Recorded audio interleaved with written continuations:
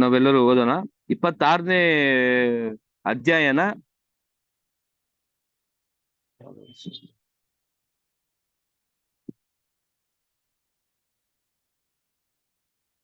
Saroja sister. Brother ಓದ್ತೀನಿ brother. 26 ಅಧಿಕರಣ ಪೂರ್ತಿಯಾಗಿ ಓದಿ ಸಿಸ್ಟರ್. ಸರಿ ಬ್ರದರ್, ಆಯ್ತು. ಯೆಹೋಯಾಕೀನನು ಸೆರೆಯಾದ 11ನೇ ವರ್ಷದ 1 ತಿಂಗಳಿನ ಮೊದಲನೆಯ ದಿನದಲ್ಲಿ ಯೆಹೋವನು ಈ ವಾಕ್ಯವನ್ನು ನನಗೆ ದಯಪಾಲಿಸಿದನು. ನರಪುತ್ರನೇ, ತೋರು ಯೆರೂಸಲೇಮಿನ ವಿಷಯವಾಗಿ ಜನಾಂಗಗಳಿಗೆ ಅಡ್ಡಿಯಾಗಿದ್ದ ಬಾಗಿಲು ಮುರಿದು ಹೋಗಿದೆ, ನನ್ನ ಕಡೆಗೆ ತೆರೆದು ಬಿಟ್ಟಿದೆ. ಯೆರೂಸಲೇಮು ಹಾಳಾದ ಕಾರಣ ನಾನು ತುಂಬಿಕೊಳ್ಳುವೆನು ಅಂದುಕೊಂಡದ್ದರಿಂದ ಕರ್ತನಾದ ಯೆಹೋವನು ಇಂತೆನ್ನುತ್ತಾನೆ, ಇಗೋ, ತೊರೆ ನಿನಗೆ ವಿರುದ್ಧನಾಗಿದ್ದೇನೆ. ಸಮುದ್ರವು ತೆರೆಗಳನ್ನು ಎಬ್ಬಿಸುವಂತೆ ನಾನು ಬಹು ಜನಾಂಗಗಳನ್ನು ನಿನ್ನ ಮೇಲೆ ಎಬ್ಬಿಸುವೆನು.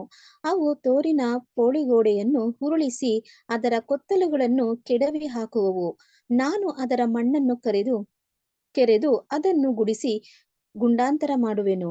ಅದು ಸಮುದ್ರದ ನಡುವೆ ಬಲೆಗಳಿಗೆ ಹಾಸಬಂಡೆಯಾಗುವುದು. ನಾನೇ ಇದನ್ನು ನುಡಿದಿದ್ದೇನೆ ಎಂದು ಕರ್ತನಾದ ಯೆಹೋವನು ಅನ್ನುತ್ತಾನೆ. ಅದು ಜನಾಂಗಗಳಿಗೆ ಸೊರೆಯಾಗುವುದು. ಬಯಲು ಭೂಮಿಯಲ್ಲಿನ ಅದರ ಕುಮಾರ್ತೆಯರು ಖಡ್ಗದಿಂದ ಹತರಾಗುವರು. ನಾನೇ ಯೆಹೋವನು ಎಂದು ಎಲ್ಲರಿಗೂ ಗೊತ್ತಾಗುವುದು. ಕರ್ತನಾದ ಯೆಹೋವನು ಇಂತೆನ್ನುತ್ತಾನೆ, ಇಗೋ, ರಾಜಾಧಿರಾಜನು ಬಾಬೆಲಿನ ಅರಸನು ಆದ ನೆಬೂಕದ್ನೆಚ್ಚರನನ್ನು ಅಶ್ವರಥ, ರಾಹುತ, ಬಹುಜನ ಪರಿವಾರ ಇವುಗಳಿಂದ ಕೂಡಿದವನನ್ನಾಗಿ ನಾನು ಬಡಗಳಿಂದ ತೂರಿನ ಮೇಲೆ ಬರಮಾಡುವೆನು. ಅವನು ಬಯಲುಭೂಮಿಯಲ್ಲಿನ ನಿನ್ನ ಕುಮಾರ್ತೆಯರನ್ನು ಖಡ್ಗದಿಂದ ಹತ್ತಿಸಿ ನಿನಗೆ ವಿರುದ್ಧವಾಗಿ ಒಡ್ಡು ಕಟ್ಟಿ ದಿಬ್ಬ ಹಾಕಿ ಗುರಾಣಿ ಎತ್ತಿರುವವರನ್ನು ಕಳುಹಿಸಿ ತನ್ನ ಬೀದಿ ಭೇದಕಯಂತ್ರಗಳಿಂದ ನಿನ್ನ ಪೌಳಿಗೋಡೆಯನ್ನು ಹೊಡೆಯಿಸಿ ತನ್ನ ಆಯುಧಗಳಿಂದ ನಿನ್ನ ಕೊತ್ತಲುಗಳನ್ನು ಒಡೆದು ಬಿಡುವೆನು. ಅವನ ಲೆಕ್ಕವಿಲ್ಲದ ಕುದುರೆಗಳಿಂದಿದ್ದ ಧೂಳು ನಿನ್ನನ್ನು ಮುಸುಕುವುದು. ಒಡಕುಬ್ಬಿದ ಕೋಟೆಯೊಳಗೆ ಶತ್ರುವು ನುಗ್ಗುವ ಪ್ರಕಾರ ಅವನು ನಿನ್ನ ಬಾಗಲೊಳಗೆ ನುಗ್ಗುವಾಗ ರಾಹುತ, ಚಕ್ಕಡಿಗಾಡಿ, ರಥ ಇವುಗಳು ಶಬ್ದಕ್ಕೆ ನಿನ್ನ ಗೋಡೆಗಳು ಕದಲುವವು. ಅವನು ತನ್ನ ಕುದುರೆಗಳ ಗೊರಸುಗಳಿಂದ ನಿನ್ನ ಬೀದಿಗಳನ್ನು ತುಳಿಸಿ ಖಡ್ಗದಿಂದ ನಿನ್ನ ಜನರನ್ನು ಸಂಹರಿಸಿ ನಿನ್ನ ಬಲವಾದ ಕಂಬಗಳನ್ನು ಕೆಡುವವನು. ಅವನ ಸೈನಿಕರು ನಿನ್ನ ಆಸ್ತಿಯನ್ನು ಸುಲಿದುಕೊಂಡು ನಿನ್ನ ಸರಕುಗಳನ್ನು ಹೊಡೆದು ನಿನ್ನ ಗೋಡೆಗಳನ್ನು ಉರುಳಿಸಿ ನಿನ್ನ ವಿನೋದ ಭವನಗಳನ್ನು ಕಿತ್ತು ಹಾಕಿ ನಿನ್ನ ಕಲ್ಲು ಮರ ಮಣ್ಣುಗಳನ್ನು ಸಮುದ್ರದ ಪಾಲು ಮಾಡುವರು. ನಾನು ನಿನ್ನ ಸಂಗೀತಗಳ ಧ್ವನಿಯನ್ನು ನಿಲ್ಲಿಸಿ ಬಿಡುವೆನು, ನಿನ್ನ ಕಿನ್ನರಿಗಳ ನುಡಿಯು ಇನ್ನು ಕೇಳಿಸದು. ನಾನು ನಿನ್ನನ್ನು ಬೋಳು ಬಂಡೆ ಮಾಡುವೆನು, ನೀನು ಬಲೆಗಳಿಗೆ ಹಾಸು ಬಂಡೆಯಾಗುವಿ. ನಿನ್ನ ಮೇಲನ್ನು ಕಟ್ಟಡ ಕಟ್ಟಲು ಯೆಹೋವನಾದ ನಾನೇ ಅಪ್ಪಣೆ ಕೊಟ್ಟಿದ್ದೇನೆ. ಇದು ಕರ್ತನಾದ ಯೆಹೋವನ ನುಡಿ.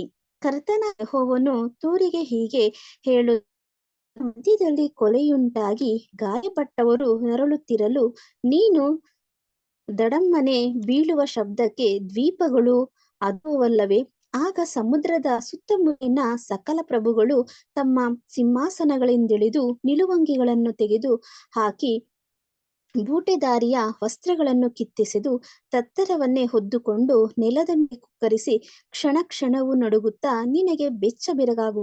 ಇವರು ನಿನ್ನ ವಿಷಯದಲ್ಲಿ ನಾವಿಕರ ನಿವಾಸವೇ, ಹೆಸರುವಾಸಿಯ ಪುರಿಯೇ, ಸಮುದ್ರದಿಂದ ಬಲಗೊಂಡ ನಗರಿಯೇ, ನೀನು ಎಷ್ಟು ಹಾಳಾದಿ. ಸಂಚಾರಿಗಳೆಲ್ಲ ಬಯಸ್ವಾದರಾಗಿದ್ದ ನಿನ್ನ ನಿವಾಸಿಗಳು ಎಷ್ಟು ಹಾಳಾದರು. ಈ ನಿನ್ನ ಪತನ ದಿನದಲ್ಲಿ ಕರಾವಳಿಯ ನಡುಗುತ್ತದೆ, ನೀನು ಇಲ್ಲವಾದುದಕ್ಕೆ ಸಮುದ್ರ ದ್ವೀಪಗಳು ತತ್ತರಿಸುತ್ತವೆ ಎಂಬ ಶೋಕಗೀತವೆನ್ನುತ್ತವರು. ಕರ್ತನಾದ ಯೆಹೋವನು ಇಂತೆನ್ನುತ್ತಾನೆ, ನಾನು ನಿನ್ನನ್ನು ಹಾಳೂರು ಮಾಡಿ ನಿರ್ಜನ ಪಟ್ಟಣಗಳ ಗತಿಗೆ ತಂದು ನೀನು ಜಲರಾಶಿಯಲ್ಲಿ ಮುಳುಗಿ ಹೋಗುವಂತೆ ನಿನ್ನ ಮೇಲೆ ಮಹಾಸಾಗರವನ್ನು ಉಕ್ಕಿಸುವಾಗ ಪುರಾತನ ಕಾಲದಲ್ಲಿ ಹಾಳಾದ ಪಟ್ಟಣಗಳಂತೆ ನಿನ್ನನ್ನು ಅಧೋಲೋಕಕ್ಕೆ ತಳ್ಳಿ ಪಾತಾಳಕ್ಕೆ ಇಳಿದ ಕಾಲದವರೊಂದಿಗೆ ವಾಸಿಸ ಮಾಡುವೆನು. ಹೌದು, ನೀನು ನಿನ್ನ ಮಹಿಮೆಯನ್ನು ಜೀವಲೋಕದಲ್ಲಿ ನೆಲೆಗೊಳಿಸದೆ ನಿರ್ವಾಸಿಯಾಗುವಂತೆ ನಿನ್ನನ್ನು ಪಾತಾಳಕ್ಕೆ ಇಳಿದವರ ಸಹವಾಸದಲ್ಲಿ ಸೇರಿಸುವೆನು. ನಿನ್ನನ್ನು ತೀರಾ ಧ್ವಂಸ ಮಾಡುವೆನು. ನೀನು ಇಲ್ಲವಾಗುವಿ. ಎಷ್ಟು ಹುಡುಕಿದರೂ ನೀನು ಎಂದಿಗೂ ಸಿಕ್ಕುವುದಿಲ್ಲ. ಇದು ಕರ್ತನಾದ ಯೆಹೋವನ ನುಡಿ. Thank you brother. Hello. Thank you sister, thank you sister, thank you. 26 ಓದಿದ್ದಾರೆ. 27ನೇ ಅಧಿಕರಣವನ್ನ ಸಿಸ್ಟರ್ ಯಾರು, ಗೌರಮ್ಮ ಸಿಸ್ಟರ್. ಹಾ ಬ್ರದರ್. 27ನೇ ಅಧಿಕರಣ ಓದ್ತೀರಾ ಸಿಸ್ಟರ್ ಪೂರ್ತಿಯಾಗಿ? Okay brother. Okay sister. ಯೆಹೋವನು ಇನ್ನೊಂದು ವಾಕ್ಯವನ್ನು ನನಗೆ ದಯಪಾಲಿಸಿದನು. ನರಪುತ್ರನೇ, ನೀನು ತೂರಿನ ವಿಷಯದಲ್ಲಿ ಶೋಕಗೀತವನ್ನೆತ್ತು. ಅದಕ್ಕೆ ಹೀಗೆ ನುಡಿ: ಸಮುದ್ರ ದ್ವಾರದಲ್ಲಿ ವಾಸಿಸುತ್ತಾ ಜನಾಂಗಗಳಿಗಾಗಿ ಬಹುದ್ವೀಪಗಳೊಂದಿಗೆ ವ್ಯಾಪಾರ ಮಾಡುವ ಪುರಿಯೇ, ಕರ್ತನಾದ ಯೆಹೋವನು ಇಂತೆನ್ನುತ್ತಾನೆ: ತುರೆ, ಪರಿಪೂರ್ಣ ಸುಂದರಿಯಾಗಿದ್ದೇನೆ ಅಂದುಕೊಂಡಿಯಲ್ಲ. ನಿನ್ನ ನೆಲೆಯು ಸಮುದ್ರ ಮಧ್ಯವೇ. ನಿನ್ನನ್ನು ಕಟ್ಟಿದವರು ನಿನ್ನ ಸೌಂದರ್ಯವನ್ನು ಪರಿಪೂರ್ಣಗೊಳಿಸಿದರು. ಸೆನೀರಿನ ತುರಾಯಿ ಮರದಿಂದ ನಿನ್ನ ಪಕ್ಕಗಳ ಉಲಿಗೆಗಳನ್ನು ಮಾಡಿ ನಿನ್ನ ಸ್ತಂಭವನ್ನು ರಚಿಸುವುದಕ್ಕೆ ಲೆಬನೋನಿನಿಂದ ದೇವದಾರು ಮರವನ್ನು ತಂದರು. ಬಾಷಾನಿನ ಅಲ್ಲೋನ್ ಮರದಿಂದ ನಿನ್ನ ಹುಟ್ಟುಗಳನ್ನು ರೂಪಿಸಿ ಕಿತ್ತೀಮ್ ತಿಲಕದ ಹಲಿಗೆಯಿಂದ ನಿನ್ನ ಮೇಲ್ಮಾಣಿಗಳಿಯನ್ನು ಕಟ್ಟಿದಂತಹದಿಂದ ಕೆತ್ತಿದರು. ನಿನ್ನ ಹಾಯಿಯು ನಿನ್ನ ಧ್ವಜವು ಆಗಲೆಂದು ಅದನ್ನು ಐಗುಪ್ತದ ಕಸೂತಿಯ ನಾರು ಬಟ್ಟೆಯಿಂದ ಮಾಡಿದರು. ನಿನ್ನ ಮೇಲಟ್ಟು ಎಲಿಷ ಕರಾವಳಿಯ ಧೂಮ್ರ ರಕ್ತವರ್ಣಗಳಿಂದ ಚಿತ್ರಿತವಾಗಿತ್ತು. ಚೀದೋನಿನವರು ವಾರ್ದಿ ದಿನವರು ನಿನಗೆ ಹುಟ್ಟು ಹಾಕುವರು. ತುರೆ, ನಿನ್ನಲ್ಲಿನ ವಿವೇಕಿಗಳು, ನಿನ್ನ ನಾವಿಕರು, ನಿನ್ನಲ್ಲಿ ಸೇರಿಕೊಂಡಿದ್ದ ಗೆಬಲಿನ ಹಿರಿಯರು, ಜಾಣರು, ನಿನ್ನ ಕಂಡಿಗಳನ್ನು ಭದ್ರಪಡಿಸುವವರು. ಸಮುದ್ರದ ಸಕಲ ನಾವೆಗಳು ನಾವಿಕರ ಸಮೇತ ನಿನ್ನ ಬಳಿಯಲ್ಲಿದ್ದು ನಿನಗೆ ಸರಕುಗಳನ್ನು ತಂದೊಪ್ಪಿಸುತ್ತಿದ್ದವು. ಪಾರಸಿಯರು, ಲೂದ್ಯರು, ಪೂಟ್ಯರು ನಿನ್ನ ಸೈನ್ಯದ ಭಟರಾಗಿ ಖೇಡ್ಯ ಶಿರಸ್ತ್ರಾಣಗಳನ್ನು ನಿನ್ನಲ್ಲಿ ನೇತು ಹಾಕಿ ನಿನ್ನನ್ನು ಭೂಷಿಸುತ್ತಿದ್ದರು. ಆರ್ವಾದಿನವರು ನಿನ್ನ ಸೈನಿಕರು ಸುತ್ತುಮುತ್ತಲು ನಿನ್ನ ತೆನೆಗೋಡೆಗಳಲ್ಲಿ ನಿಂತಿದ್ದರು. ಗಮ್ಮಾದ್ಯರು ನಿನ್ನ ಕೊತ್ತಲುಗಳಲ್ಲಿ ಕಾವಲಾಗಿದ್ದರು. ಎಲ್ಲರೂ ತಮ್ಮ ಖೇಡ್ಯಗಳನ್ನು ಸುತ್ತಮುತ್ತಲು ನಿನ್ನ ಗೋಡೆಗಳಿಗೆ ನೇತು ಹಾಕಿ ನಿನ್ನ ಸೌಂದರ್ಯವನ್ನು ಪರಿಪೂರ್ಣಗೊಳಿಸಿದರು. ಅಪಾರವಾದ ಬಗೆಬಗೆಯ ಆಸ್ತಿಯು ನಿನಗೆ ಬೇಕಾದಿದ್ದರಿಂದ ತಾರ್ಷೀಸಿನವರು ನಿನ್ನ ಕಡೆಗೆ ವರ್ತಕರಾಗಿ ಬೆಳ್ಳಿ, ಕಬ್ಬಿಣ, ತವರ, ಸೀಸಗಳನ್ನು ನಿನಗೆ ಒದಗಿಸಿದರು. ಯಾವಾನಿನವರು, ತುಬಲೋನಿನವರು, ಮೆಷೆಕಿನವರು ನಿನ್ನ ಪರವಾಗಿ ವ್ಯಾಪಾರ ಮಾಡಿ ನರಪ್ರಾಣಿಗಳನ್ನು, ತಾಮ್ರದ ಪಾತ್ರೆಗಳನ್ನು ನಿನಗೆ ಸರಬರಾಯಿ ಮಾಡಿದರು. ತೋರ್ಗಮ ವಂಶದವರು ಕುದುರೆ ಜಾತಿಯ ಕುದುರೆ, ಹೇಸರಗತ್ತೆ ಇವುಗಳನ್ನು ನಿನಗೆ ತಂದರು. ದೆದನಿನವರು ನಿನ್ನ ವರ್ತಕರು. ಬಹುದ್ವೀಪಗಳ ಉತ್ಪತ್ತಿಯು ನಿನ್ನ ಕೈಗೆ ಸೇರಿತು.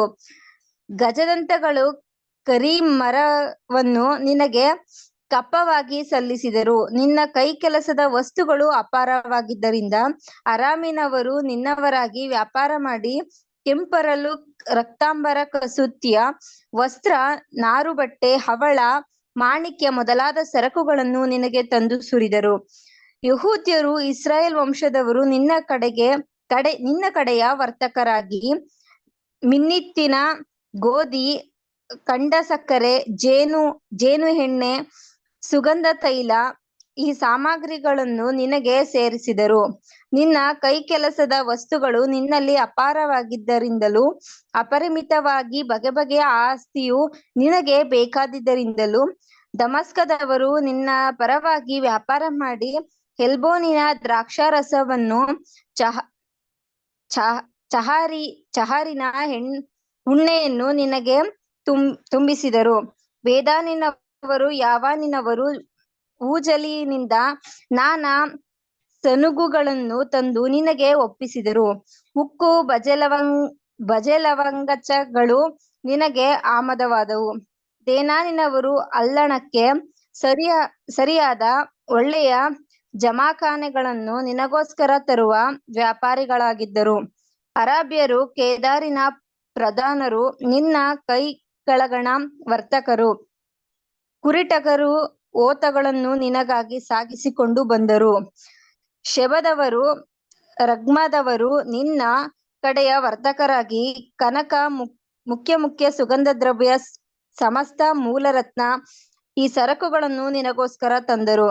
ಹರಾನ್ ಕನ್ನೆ, ಎದೆನ್ ಸ್ಥಳಗಳವರು, ಶೆಬಾ, ಅಶ್ಶೂರ್, ಕಿಲ್ಮದ್ ಪ್ರಾಂತಗಳ ವರ್ತಕರು ನಿನ್ನ ವ್ಯಾಪಾರಿಗಳಾಗಿ ಉತ್ತಾಂಬರಕ, ಕಸೂತಿ, ಧೂಮ್ರದ ನಿಲುವಂಗಿ ಮೊದಲಾದ ಮಾಲುಗಳನ್ನು ಹಗ್ಗಗಳಿಂದ ಬಲವಾಗಿ ಬಿಗಿದ ವಿಚಿತ್ರ ವಸ್ತ್ರಗಳ ಮೂಟೆಗಳನ್ನು ನಿನಗಾಗಿ ಗಳಿಸಿದರು.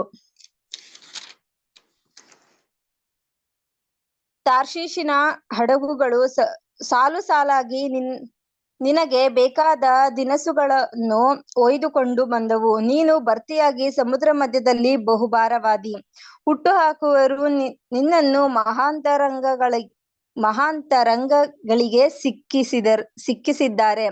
ಮೂಡಣ ಗಾಳಿಯು ನಿನ್ನನ್ನು ಸಾಗರ ಮಧ್ಯದಲ್ಲಿ ಒಡೆದು ಬಿಟ್ಟಿದೆ. ನಿನ್ನ ಆಸ್ತಿಯು, ನಿನ್ನ ದಿನಸುಗಳು, ನಿನ್ನ ಸರಕುಗಳು, ನಿನ್ನ ನಾವಿಕರು, ನಿನ್ನ ಅಂಬಿಗರು, ನಿನ್ನ ಕಂಡಿಗಳನ್ನು ಭದ್ರಪಡಿಸುವವರು, ನಿನ್ನ ವ್ಯಾಪಾರಿಗಳು, ನಿನ್ನಲ್ಲಿನ ಸಮಸ್ತ ಸೈನಿಕರು, ಅಂತೂ ನಿನ್ನೊಳಗೆ ಸೇರಿಕೊಂಡಿರುವ ನಿನ್ನ ಸಿಬ್ಬಂದಿಗಳೆಲ್ಲವೂ ನಿನ್ನ ನಾಶನದ ದಿನದಲ್ಲಿ ಸಮುದ್ರದೊಳಗೆ ಮುಳುಗಿ ಹೋಗುವುದು. ನಿನ್ನ ನಾವಿಕರ ಕೂಗಾಟಕ್ಕೆ ಸಮೀಪ ಪ್ರದೇಶಗಳು ನಡುಗುವವು. ಹುಟ್ಟು ಹಾಕುವವರೆಲ್ಲರೂ, ಅಂಬಿಗರು, ಸಮುದ್ರದ ಸಕಲ ನಾವಿಕರು ತಮ್ಮ ತಮ್ಮ ಹಡಗುಗಳಿಂದ ನೆಲದ ಮೇಲೆ ನಿಂತುಕೊಂಡು ನಿನ್ನ ನಿಮಿತ್ತ ದನಿಗೈದು ದುಃಖದಿಂದಿರಚಿ ತಲೆಗೆ ಧೂಳೆರಚಿಕೊಂಡು ಬೂದಿಯಲ್ಲಿ ಬಿದ್ದು ಹೊರಳಾಡಿ ನಿನಗೆ ತಲೆ ಬೋಳಿಸಿಕೊಂಡು ಗೋಣಿ ತೊಟ್ಟು ಸುತ್ತಿಕೊಂಡು ಮನೋವ್ಯಥೆಯಿಂದ ಗೋಳಾಡಿ ನಿನಗೋಸ್ಕರ ಬಿಕ್ಕಿ ಬಿಕ್ಕಿ ಅಳುವರು. ಅವರು ರೋದನ ಮಾಡುತ್ತಾ ನಿನ್ನ ವಿಷಯವಾಗಿ ಶೋಕಗೀತವನ್ನೆತ್ತಿ ಹೀಗೆ ಪ್ರಲಾಪಿಸುವರು. ಸಮುದ್ರದ ನಡುವೆ ಬಿಕ್ಕೋ ಎನ್ನುವ ತೂರಿಗೆ ಯಾವುದು ಸಮಾನ? ನಿನ್ನ ಸರಕುಗಳು ಸಮುದ್ರಗಳನ್ನು ಹಾದು ಹರಡಿಕೊಂಡವು, ಅವುಗಳಿಂದ ಬಹು ಜನಾಂಗಗಳನ್ನು ತುಂಬಿಸಿದಿ. ನಿನ್ನ ಅಪಾರವಾದ ಐಶ್ವರ್ಯದಿಂದಲೂ ವ್ಯಾಪಾರದ ದಿನಸುಗಳಿಂದಲೂ ಭೂರಾಜರು ಸಮೃದ್ಧಿ ಪಡಿಸಿದಿ. ಈಗಾದರೂ ನೀನು ಸಮುದ್ರದಿಂದ ಹಾಳಾದಿ. ನಿನ್ನ ಸರಕುಗಳು ನಿನ್ನಲ್ಲಿ ಸೇರಿಕೊಂಡಿದ್ದ ಸಕಲ ಜನರು ಅಗಾಧ ಜಲದಲ್ಲಿ ಮುಳುಗಿ ಹೋದರು. ಕರಾವಳಿಯ ಸಮಸ್ತ ನಿವಾಸಿಗಳು ನಿನ್ನ ಗತಿಗೆ ಬೆಚ್ಚಿ ಬಿದ್ದಿದ್ದಾರೆ. ರಾಜರು ಮೊಗಗೆಟ್ಟು ರೋಮಾಂಚಿತರಾಗಿದ್ದಾರೆ. ಜನಾಂಗಗಳು, ವರ್ತಕರು ನಿನ್ನ ನೋಡಿ ಸಿಳ್ಳು ಹಾಕುತ್ತಾರೆ. ನೀನು ತೀರಾ ಧ್ವಂಸವಾಗಿ ಇನ್ನೆಂದಿಗೂ ಇಲ್ಲದಂತಾದಿ. Thank you.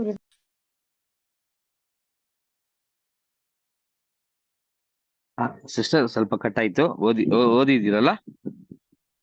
ಬ್ರದರ್ ಪೂರ್ತಿ ಓದಿದ್ದೀನಿ. 27 ನೀವು ಓದಿರೋದು? ಹೌದು ಬ್ರದರ್, 27ನೇ ಅಧ್ಯಾಯ.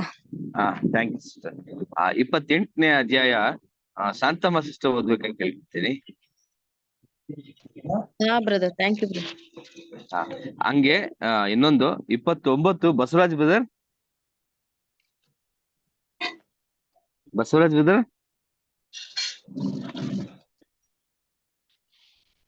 ಬ್ರದರ್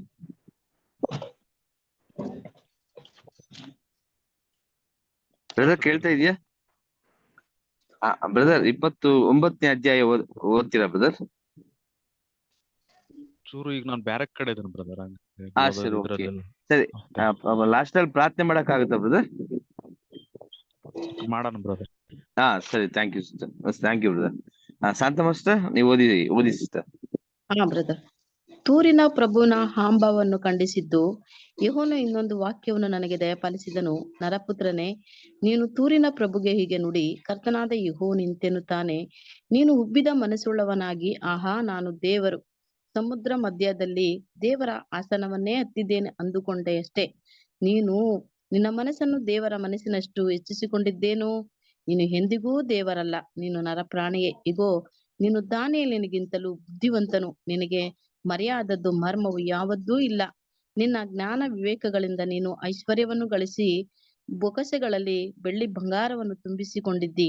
ನೀನು ನಿನ್ನ ಅಧಿಕ ಜ್ಞಾನದಿಂದಲೋ ವ್ಯಾಪಾರದಿಂದಲೋ ಸಂಪತ್ತನ್ನು ವೃದ್ಧಿ ಕೊಂಡಿರಲು ನಿನ್ನ ಮನಸ್ಸು ನಿನ್ನ ಆಸ್ತಿಯ ನಿಮಿತ್ತ ಒಪ್ಪಿಕೊಂಡಿದೆ. ಹೀಗಿರಲು ಕರ್ತನಾದ ಯೆಹೋವನು ಇಂತೆನ್ನುತ್ತಾನೆ, ನೀನು ನಿನ್ನ ಮನಸ್ಸನ್ನು ದೇವರ ಮನಸ್ಸಿನಷ್ಟು ಹೆಚ್ಚಿಸಿಕೊಂಡದ್ದರಿಂದ ನಾನು ನಿನ್ನ ಮೇಲೆ ಅತಿ ಭಯಂಕರ ಜನಾಂಗದವರಾದ ಪ್ಲೇಚರನ್ನು ಬೀಳ ಮಾಡುವೆನು. ಅವರು ನಿನ್ನ ಜ್ಞಾನದ ಸೊಬಗಿನ ಮೇಲೆ ಕತ್ತಿ ಹಿರಿದು ನಿನ್ನ ಒಳಪನ್ನು ಹೊಲಸು ಮಾಡುವರು. ನಿನ್ನನ್ನು ಪಾತಾಳಕ್ಕೆ ತಳ್ಳಿಬಿಡುವರು. ಸಮುದ್ರ ಮಧ್ಯದಲ್ಲಿ ನಿನಗೆ ಹತರಾದವರ ಗತಿ ಸಂಭವಿಸುವುದು. ನೀನು ನಿನ್ನನ್ನು ಸಂಹರಿಸುವವನ ಎದುರಿಗೆ ನಾನು ದೇವರು ಎಂದುಕೊಳ್ಳುವಿಯೋ? ಹತ್ತಿಸುವವನ ಕೈಗೆ ನೀನು ಎಂದಿಗೂ ದೇವರಲ್ಲ. ನರಪ್ರಾಣಿಯೇ, ನೀನು ಅನ್ಯರ ಕೈಯಿಂದ ಸುನ್ನತಿಹೀನರ ಮರಣಕ್ಕೆ ಗುರಿಯಾಗುವಿ. ನಾನೇ ನುಡಿದಿದ್ದೇನೆ, ಇದು ಕರ್ತನಾದ ಯೆಹೋವನ ಸಂಕಲ್ಪ. ಯೆಹೋವನು ಇನ್ನೊಂದು ವಾಕ್ಯವನ್ನು ನನಗೆ ದಯಪಾಲಿಸಿದನು. ನರಪುತ್ರನೇ, ನೀನು ತೂರಿನ ಅರಸನ ವಿಷಯವಾಗಿ ಶೋಕಗೀತೆಯನ್ನೆತ್ತು ಅವನಿಗೆ ಹೀಗೆ ನುಡಿ. ಕರ್ತನಾದ ಯೆಹೋವನು ಇಂತೆನ್ನುತ್ತಾನೆ, ನೀನು ಸುಲಕ್ಷಣ ಸುಂದರ ಶಿರೋಮಣಿ, ಪೂರ್ಣ ಜ್ಞಾನಿ, ಪೂರ್ಣ ಸುಂದರ ದೇವರ ಉದ್ಯಾನವಾದ ಏದೆನಿನಲ್ಲಿ ಇದ್ದಿ. ಮಾಣಿಕ್ಯ, ಪುಷ್ಪರಾಗ, ಪಚ್ಚೆ, ಪಿತಾರತ್ನ, ಬೇರುಲ್ಲ, ವೈಡೂರ್ಯ, ನೀಲ, ಕೆಂಪರಲು, ಸ್ಫಟಿಕ, ನವರತ್ನಗಳಿಂದ ಭೂಷಿತನಾಗಿದ್ದಿ. ನಿನ್ನಲ್ಲಿನ ಈ ರತ್ನಗಳು, ಗೊಂಡೆಗಳು, ಮನಸ್ಸುಗಳು ಸುವರ್ಣ ವಿಚಿತ್ರವಾಗಿದ್ದವು. ನಿನ್ನ ದೃಷ್ಟಿಯು ದಿನದಲ್ಲಿ ಸಿದ್ಧವಾದವು. ನೀನು ರೆಕ್ಕೆ ತೆರೆದು ನೆರಳು ಕೊಡುವ ಕೆರೂಬಿಯಾಗಿದ್ದಿ. ನಾನು ನಿನ್ನನ್ನು ದೇವರ ಪರಿಶುದ್ಧ ಪರ್ವತದಲ್ಲಿ ನೆಲೆಗೊಳಿಸಿದೆನು. ನೀನು ಕೆಂಡದ ಮಳೆಯಲ್ಲಿ ವಿಹಾರ ಮಾಡುತ್ತಾ ಇದ್ದಿ. ನಿನ್ನ ದೃಷ್ಟಿಯು ದಿನ ನಿನ್ನಲ್ಲಿ ಅಪರಾಧವು ಸಿಕ್ಕುವ ತನಕ ನಿನ್ನ ನಡತೆಯು ನಿರ್ದೋಷಿಯಾಗಿ ಕಾಣಿಸುತ್ತಿತ್ತು. ನಿನ್ನ ಮಿತಿಯಿಲ್ಲದ ಪಾಪ ವ್ಯಾಪಾರದಿಂದ ನಿನ್ನಲ್ಲಿ ಬಲಾತ್ಕಾರವು ತುಂಬಿ ನೀನು ಪಾಪಿಯಾದಿ. ಆದ ಕಾರಣ ನಾನು ನಿನ್ನನ್ನು ದೇವರ ಪರ್ವತದಿಂದ ಹೊಲಸನ್ನಾಗಿಯೂ ತಳ್ಳಿಬಿಟ್ಟೆನು. ಹೌದು, ನೆರಳು ಕೊಡುವ ಕೆರೂಬಿಯೇ, ಕೆಂಡದ ಮಳೆಯೇ, ಮಧ್ಯದಲ್ಲಿ ನಿನ್ನ ನೆಲೆಯಾದ ನಾನು ನಿನ್ನನ್ನು ಕಿತ್ತು ಧ್ವಂಸ ಮಾಡಿದ್ದೆನು. ನೀನು ನಿನ್ನ ಸೊಬಗಿನ ನಿಮಿತ್ತ ಉಬ್ಬಿದ ಮನಸ್ಸುಳ್ಳವನಾಗಿಯೂ ನಿನ್ನ ಮೆರೆತದಿಂದ ನಿನ್ನ ಬುದ್ಧಿಯನ್ನು ಹಾಳು ಮಾಡಿಕೊಂಡಿ. ಇದರಿಂದ ನಾನು ನಿನ್ನನ್ನು ನೆಲಕ್ಕೆ ದೊಬ್ಬಿ ನೀನು ಅರಸರಿಗೆ ನೋಟವಾಗುವಂತೆ ಅವರ ಕಣ್ಣ ಮುಂದೆ ಹಾಕಿದ್ದೆನು.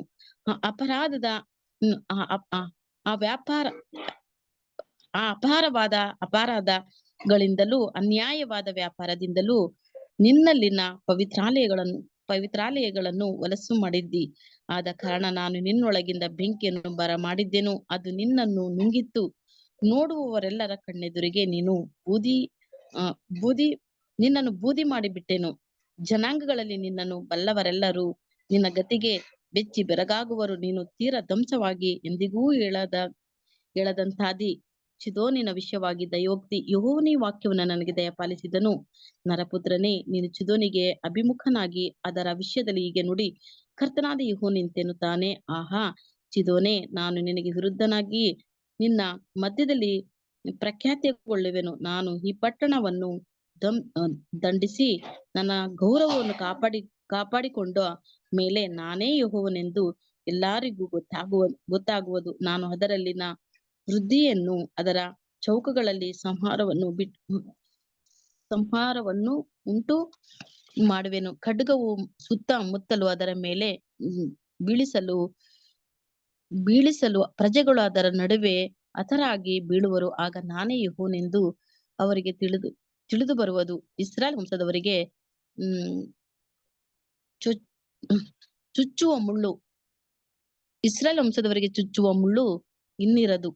ವಿನಯಿಸುವ ನೆರೆಹೊರೆಯವರೆಲ್ಲರೂ ಸಂಕಟ ಬಾಧೆಯು ಇನ್ನೆಂದಿಗೂ ಇನ್ನಾಗದು. ನಾನೇ ಕರ್ತನಾದ ಯೆಹೋವನು ಎಂದು ಅವರಿಗೆ ವ್ಯಕ್ತವಾಗುವುದು. ಇಸ್ರಾಯೇಲಿನ ಮುಂದಿನ ಸ್ತುತಿ.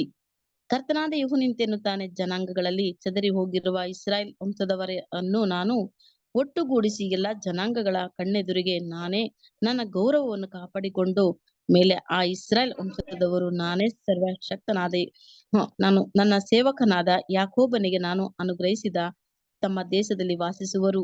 ಅಲ್ಲಿ ನಿರ್ಭಯವಾಗಿ ಇರುವರು.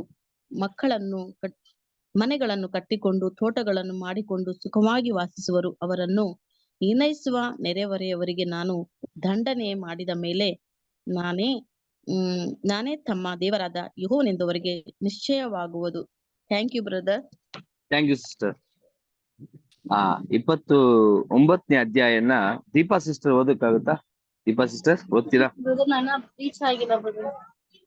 ಹೌದ್ರಾ ಯಾರಿರೋದು? ಓಕೆ, ಮಂಚ ಓಕೆ. ಸಿಸ್ಟರ್ ಸರೋಜ ಸಿಸ್ಟರ್ ಓದ್ಲಾ ಬ್ರದರ್? ಓದಿ ಸಿಸ್ಟರ್, ಯಾರಿಲ್ಲ. ಸರಿ ಬ್ರದರ್, ಓದ್ತೀನಿ. 29 ಅಲ್ಲ ಬ್ರದರ್? ಹೌದು ಸಿಸ್ಟರ್, 29. 30. ಗೌರಮ್ಮ ಸಿಸ್ಟರ್ ಓದಕ್ಕಾಗುತ್ತಾ? ಗೌರಮ್ಮ ಸಿಸ್ಟರ್ ಅವ್ರ ಮಗನೇ. ಗೌರಮ್ಮ ಸಿಸ್ಟರ್ ಸರಿ, ಸರೋಜ ಸಿಸ್ಟರ್ ನೀವು ಓದಿ 29. ಸರಿ ಬ್ರದರ್. ಐಗುಪ್ತದ ವಿಷಯವಾದ ದೈವೋಕ್ತಿಗಳು. ಐಗುಪ್ತವು ನಾಶವಾಗಿ ಪುನಃ ಅಂಕುರಿಸುವುದು. ಯೆಹೋಯಾಕೀನನು ಸೆರೆಯಾದ 10ನೆಯ ವರ್ಷದ 10ನೆಯ ತಿಂಗಳಿನ 12ನೆಯ ದಿನದಲ್ಲಿ ಯೆಹೋವನು ಈ ವಾಕ್ಯವನ್ನು ನನಗೆ ದಯಪಾಲಿಸಿದನು. ನರಪುತ್ರನೇ, ನೀನು ಐಗುಪ್ತದ ಅರಸನಾದ ಫರೋಹನ ಕಡೆಗೆ ಮುಖ ಮಾಡಿ ಅವನ ವಿಷಯದಲ್ಲಿಯೂ ಐಗುಪ್ತರೆಲ್ಲರ ವಿಷಯದಲ್ಲಿಯೂ ಹೀಗೆ ನುಡಿ. ಕರ್ತನಾದ ಯೆಹೋವನು ಇಂತೆನ್ನುತ್ತಾನೆ, ಐಗುಪ್ತದ ಅರಸನಾದ ಫರೋಹನೇ, ನಿನ್ನ ನದಿ ಶಾಖೆಗಳ ನಡುವೆ ಹೊರಗಿಕೊಂಡು, ಈ ನದಿಯು ನನ್ನದೇ, ನನಗಾಗಿಯೇ ಮಾಡಿಕೊಂಡದು ಅಂದುಕೊಳ್ಳುವ ಫರ್ಮೋಸಳೆಯೇ, ಇಗೋ, ನಾನು ನಿನಗೆ ವಿರುದ್ಧನಾಗಿದ್ದೇನೆ. ನಾನು ನಿನ್ನ ದವಡೆಗಳಿಗೆ ಗಾಳ ಹಾಕಿ ನಿನ್ನ ನದಿಯ ಮೀನುಗಳು ನಿನ್ನ ಬೆನ್ನು ಚಿಪ್ಪುಗಳಿಗೆ ಅಂಟಿಕೊಳ್ಳುವಂತೆ ಮಾಡಿ, ಅಂಟಿಕೊಂಡಿರುವ ಆ ಮೀನುಗಳ ಸಹಿತ ನಿನ್ನನ್ನು ನಿನ್ನ ನದಿಯ ಮಧ್ಯದೊಳಗಿಂದ ಈಚೆಗೆ ಎಳೆದು ನಿನ್ನ ನದಿಯ ಎಲ್ಲಾ ಮೀನುಗಳನ್ನು ಕಾಡಿನ ಪಾಲು ಮಾಡುವೆನು. ನೀನು ಬಯಲಿನಲ್ಲಿ ಬಿತ್ತಿರುವ ನಿನ್ನನ್ನು ಯಾರೂ ಹೊರರು ಹೂಣಿಡರು. ನಾನು ನಿನ್ನನ್ನು ಭೂಜಂತುಗಳಿಗೂ ಆಕಾಶ ಪಕ್ಷಿಗಳಿಗೂ ಆಹಾರ ಮಾಡಿದ್ದೇನೆ. ಆಗ ಐಗುಪ್ತದ ಸಕಲ ನಿವಾಸಿಗಳು ಇಸ್ರಾಯೇಲ್ ವಂಶದವರಿಗೆ, ತಾವು ಬರೀ ದಂಟಿನ ಊರು ಗೋಳಾದೆವು ಎಂದು ನಾಚಿಕೆ ಪಟ್ಟು, ನಾನೇ ಯೆಹೋವನು ಎಂಬುದಾಗಿ ದೃಢ ಮಾಡಿಕೊಳ್ಳುವರು. ಐಗುಪ್ತವೇ, ಇಸ್ರಾಯೇಲ್ಯರು ನಿನ್ನ ಮೇಲೆ ಕೈ ಇಡಲು ನೀನು ಮುರಿದು ಅವರೆಲ್ಲರ ಹೆಗಲನ್ನು ಚುಚ್ಚಿದ್ದಿ. ಊರಿಕೊಳ್ಳಲು ನೀನು ಒಡೆದು ಅವರೆಲ್ಲರ ನಡುವಿಗೆ ನಡುಕಟ್ಟನ್ನು ಉಂಟು ಮಾಡಿದ್ದಿ. ಹೀಗಿರಲು ಕರ್ತನಾದ ಯೆಹೋವನು ಇಂತೆನ್ನುತ್ತಾನೆ, ಆಹಾ, ನಾನು ನಿನ್ನ ಮೇಲೆ ಖಡ್ಗವನ್ನು ಬರಮಾಡಿ ಜನರನ್ನು ಪಶುಗಳನ್ನು ನಿನ್ನೊಳಗಿಂದ ನಿರ್ಮೂಲ ಮಾಡುವೆನು. ಫರೋಹನು ಈ ನದಿಯು ನನ್ನದೇ, ನಾನೇ ಮಾಡಿಕೊಂಡದು ಅಂದುಕೊಂಡ ಕಾರಣ ಐಗುಪ್ತ ದೇಶವು ಹಾಳು ಪಾಳಾಗುವುದು. ಆಗ ನಾನೇ ಯೆಹೋವನು ಎಂದು ಅವರಿಗೆ ಗೊತ್ತಾಗುವುದು. ಇಗೋ, ನಾನು ನಿನಗೂ ನಿನ್ನ ನದಿಗೂ ವಿರುದ್ಧವಾಗಿ ಐಗುಪ್ತ ದೇಶವನ್ನು ಮಿಗ್ಗುಲಿನಿಂದ ಸೇವನೆಯ ತನಕ, ಹೌದು, ಕೂಷಿನ ಎಲ್ಲೆಯವರೆಗೂ ತೀರಾ ಹಾಳು ಪಾಳು ಮಾಡುವೆನು. ಯಾವ ಮನುಷ್ಯನು ಅಲ್ಲಿ ಹೆಜ್ಜೆ ಇಟ್ಟು ಹಾದು ಹೋಗನು, ಯಾವ ಪಶುವು ತುಳಿದು ದಾಟಿ ಹೋಗದು.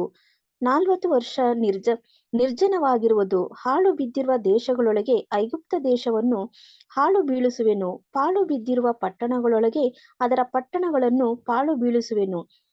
40 ವರ್ಷ ಹಾಗೆಯೇ ಇರುವವು. ನಾನು ಐಗುಪ್ತರನ್ನು ಜನಾಂಗಗಳಲ್ಲಿ ಚದರಿಸಿ ದೇಶ ದೇಶಗಳಿಗೆ ತೂರಿಬಿಡುವೆನು.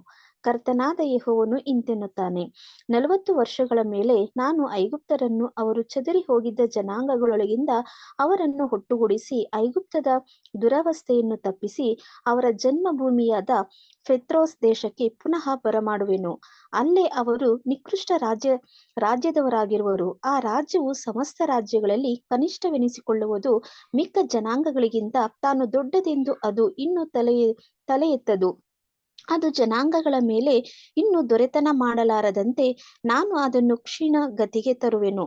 ಐಗುಪ್ತವು ಇನ್ನು ಇಸ್ರಾಯೇಲ್ ವಂಶದವರ ಭರವಸವಾಗದು ಮತ್ತು ಅದರ ಕಡೆಗೆ ಕಣ್ಣೆತ್ತುವ ದೇವದ್ರೋಹದ ನೆನಪು ಇಸ್ರಾಯೇಲ್ಯರಲ್ಲಿ ಐಗುಪ್ತದಿಂದ ಇನ್ನು ಹುಟ್ಟದು.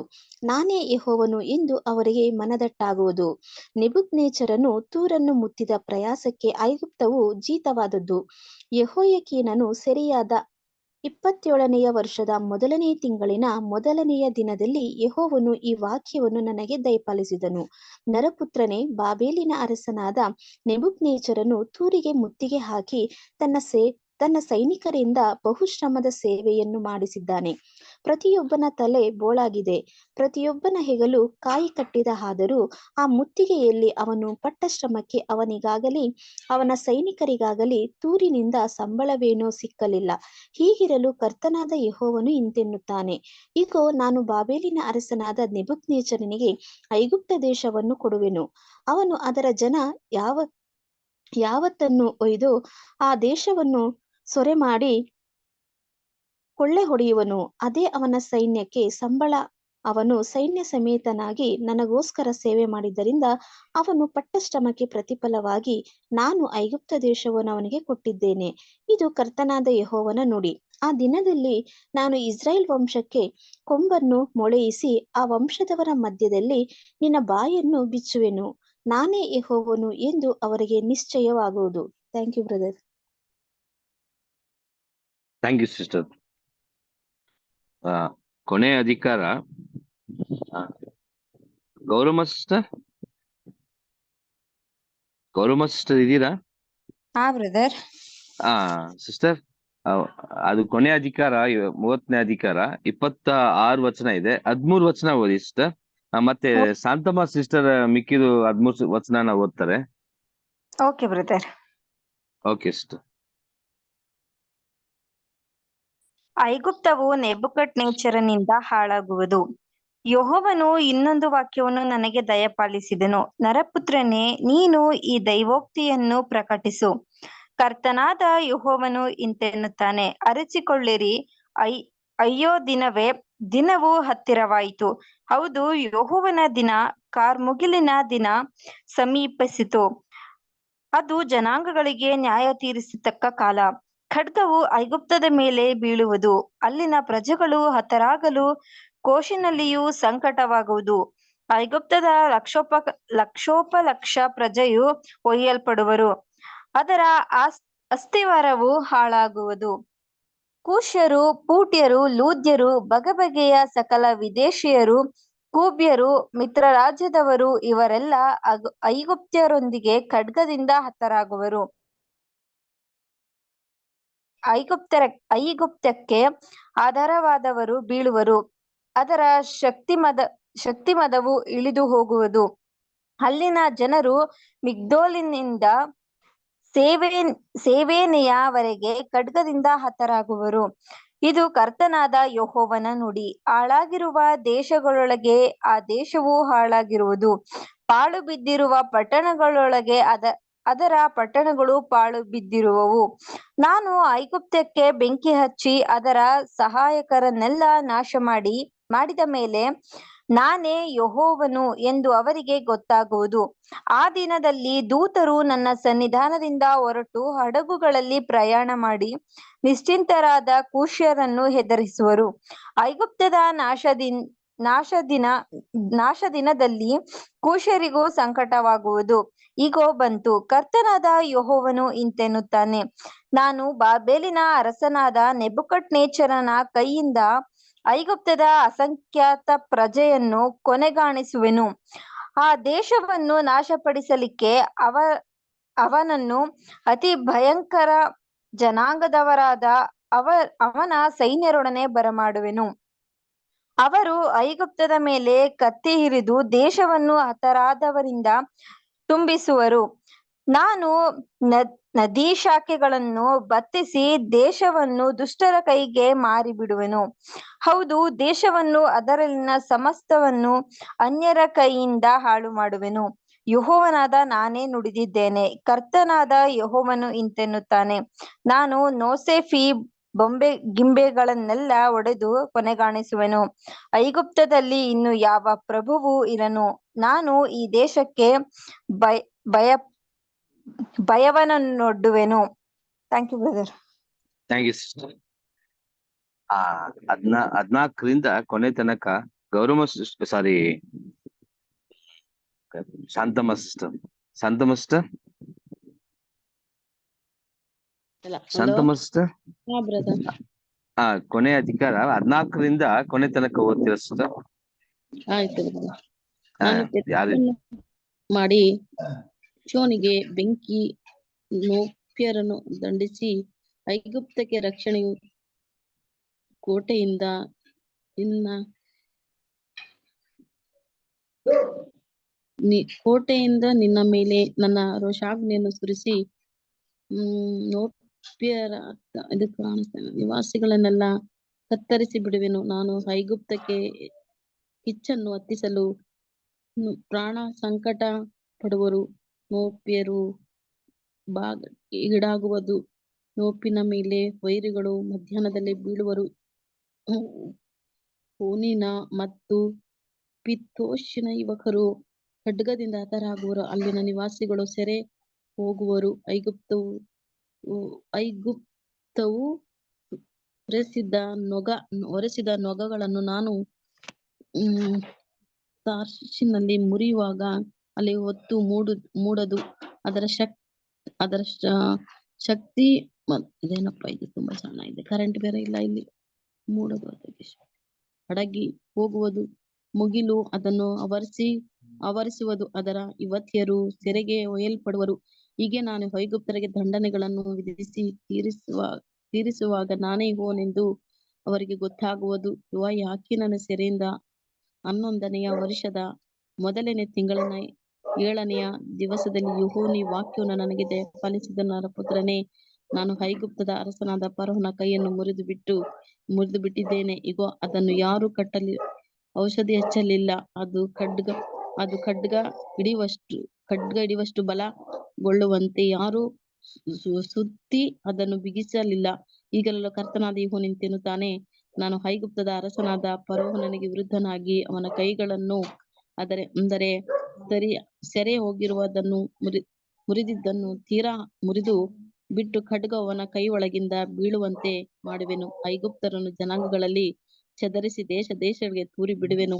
ನಾನು ಬಾಬೆಲಿನ ಅರಸನ ಕೈಗಳನ್ನು ಬಲಪಡಿಸಿ ನನ್ನ ಖಡ್ಗವನ್ನು ಅವನ ಕೈಗೆ ಕೊಟ್ಟು ಫರೋಹನ ಕೈಗಳನ್ನು ಮುರಿಸಲು ಗಾಯದಿಂದ ಪ್ರಾಣ ಸಂಕಟ ಪಡುವನಂತೆ ಫರೋಹನ ಅರಸನ ಮುಂದೆ ನರಳಾಡುವನು. ನಾನು ಬಾಬೆಲಿನ ಅರಸನ ಕೈಗಳನ್ನು ಬಲಪಡಿಸುವೆನು. ಫರೋಹನ ಕೈಗಳಾದರೂ ಜೋಲು ಬೀಳುವವು. ನಾನು ನನ್ನ ಖಡ್ಗವನ್ನು ಬಾಬೆಲಿನ ಅರಸನಿಗೆ ಕೊಡಲು ಅವನು ಅದನ್ನು ಐಗುಪ್ತ ದೇಶದ ಮೇಲೆ ಎತ್ತುವನು. ಆಗ ನಾನೇ ಯೆಹೋವನೆಂದು ಎಲ್ಲರಿಗೂ ಗೊತ್ತಾಗುವುದು. ನಾನು ಐಗುಪ್ತರನ್ನು ಜನಾಂಗಗಳಲ್ಲಿ ಚದರಿಸಿ ದೇಶಗಳಿಗೆ ತೂರಿ ಬಿಡುವಾಗ ನಾನೇ ಯೆಹೋವನೆಂದು ಅವರಿಗೆ ಹಿಡಿದು ಬರುವುದು. Thank you brother. Thank you sister. ಕರ್ತನಲ್ಲಿ ಪ್ರೀತಿಯ ಸಹೋದರಿಯರೇ, ಓದಿರುವಂತ ನೀವೆಲ್ಲರೂ ಕೂಡ ದೇವರು ನಿಮ್ಮನ್ನು ಆಶೀರ್ವದಿಸಲಿ. ಇಷ್ಟೊಂದು ತಾಳ್ಮೆಯಿಂದ ದೇವ್ರ ವಾಕ್ಯಗಳನ್ನು ಓದಿದ್ದೀರಾ. ದೇವ್ರು ಖಂಡಿತ ದೇವ್ರು ನಿಮ್ಮನ್ನು ಆಶೀರ್ವದಿಸಲಿ. ಈ ಒಂದು ಕೂಟ ಮುಕ್ತಾಯಕ್ಕಾಗಿ